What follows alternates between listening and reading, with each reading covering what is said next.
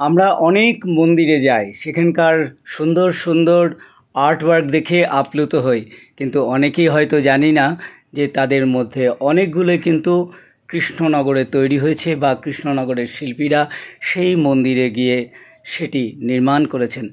এমনই একটি কাজ সম্প্রতি হচ্ছে কৃষ্ণনগরের ঘূর্ণিতে। চলুন শুনে নিই সে সম্পর্কে। বলছি যে এই যে কাজটা আপনি করছেন, এই কাজটা সম্পর্কে একটুখানি বলবেন? এই যে এই কাজটা করা হচ্ছে, এটা মোটামুটি 30খানা প্যানেল হবে, আপনার 12 ফুট বাই 6 ফুট সাইজের। এই কাজটা যাবে হচ্ছে আপনার আসামে একটা কৃষ্ণ মন্দিরে যাবে। আচ্ছা, তা এই এখনো কতগুলো হয়েছে মোটামুটি? এখনও 7টা মতন হয়েছে, আচ্ছা, আরও বাকি আছে, অনেক কটাই হবে, মানে পরপর পাট পাট করে কাজ যাবে, 10টা 10টা করে এরকম। টোটালে আরও বড় কাজ আছে, এটা যাওয়ার পরে একটা বড় প্রজেক্ট শুরু হবে এই মন্দিরেরই। আচ্ছা, আপনার নাম? আমার নাম রানা মল্লিক। বেশ, খুব ভালো লাগলো আপনার সঙ্গে কথা বলে। মৃৎশিল্পী রানা মল্লিকের সঙ্গে কথা বলে যেটুকু জানতে পারলাম আমরা, যে একটা খুব বড় সড়ো প্রজেক্টের কাজ কিন্তু এটি। এরকম আরও অনেক কাজ এখানেই হবে কৃষ্ণনগরের ঘূর্ণিতে। রানা মল্লিক এখন তার 38 বছর বয়স। সেই ছোট্ট বয়স থেকে মাটি ঘাঁটছেন। 30 বছরের ওপর তার কিন্তু মৃৎশিল্পের অভিজ্ঞতা। তার বাড়িতেই তো মাটির কাজ ছিল এবং এখনও রয়েছে। তার বাবা মৃৎশিল্পী রাজকুমার মল্লিক কিন্তু যথেষ্ট খ্যাতিমান একজন মৃৎশিল্পী ছিলেন। তার কাছেই হাতে খড়ি। চলুন দেখে নিন কী সুন্দর করে কাজ হচ্ছে এখানে। প্রথমে মাটি দিয়ে মূর্তিটি তৈরি হচ্ছে, তারপরে আস্তে আস্তে ফাইবার ডাইস হচ্ছে, ফাইবার গ্লাসের মূর্তি হচ্ছে, রং হচ্ছে, এভাবেই কিন্তু সমস্ত কাজ এগোচ্ছে। রানা মল্লিকের শিল্পকর্ম অনেক জায়গায় কিন্তু ছড়িয়ে ছিটিয়ে রয়েছে।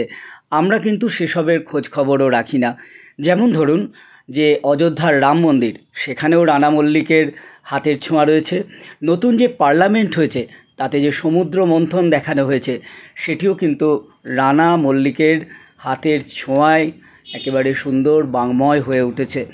যে চারধাম হয়েছে নতুন বৃন্দাবনে, সেখানেও রানা মল্লিকের অনেক কাজ রয়েছে। আমরা যদিও এই কাজগুলোর খোঁজখবর রাখি না, কারণ শিল্পীর নাম তো সেখানে থাকে না, কিন্তু রানা মল্লিক যথেষ্ট প্রতিভাধর একজন তরুণ শিল্পী।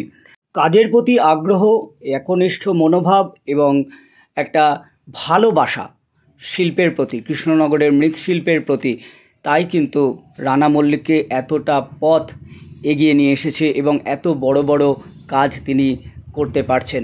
রানা মল্লিকের অনেক কাজ আপনাদেরকে দেখাতে পারবো বলে মনে করছি। রানা মল্লিকের একটি বিষয় খুব ভালো লাগলো, তার নির্দেশনায়, তার তত্ত্বাবধানে সমস্ত কাজগুলো হচ্ছে ঠিকই, কিন্তু তিনি তার সহযোগী শিল্পী বন্ধুদের কিন্তু যথেষ্ট সম্মান দেন এবং সমাদর করেন। শ্রীকৃষ্ণের লীলার তো শেষ নেই, ফলে আমরা অনেক প্যানেল দেখতে পাবো শ্রীকৃষ্ণের বিভিন্ন লীলা নিয়ে।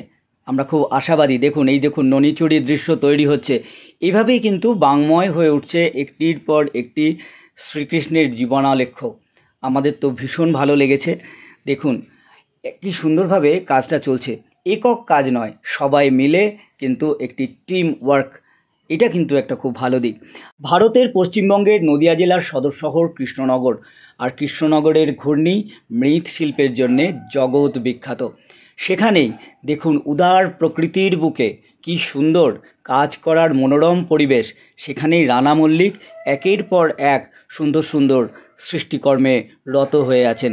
কেমন লাগলো ভিডিওটি জানাবেন, ভালো লাগলে লাইক ও শেয়ার করবেন।